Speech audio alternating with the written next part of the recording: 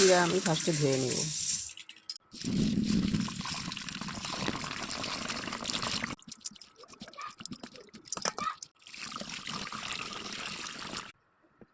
চিরা আমি ধুয়ে জল ঝরিয়ে রেখেছি, এখন বানিয়ে নেব। চিরার পোলাও বানাবার জন্য নিয়েছি পেঁয়াজ, কারিপাতা, বাদাম, শস্য, জিরা। তেল গরম হয়ে গেছে, দিয়ে দেব শস্য, জিরা, পেঁয়াজ, কাঁচামরিচ। এখন ভেজে নিব। লবণ, হলদি, কারিপাতা দিয়ে ভেজে নেব। ভেজে রাখা বাদাম দিয়ে দেব। ধুয়ে রাখা চিরা দিয়ে দেব। চিরা দিয়ে এখন ভেজে নেব।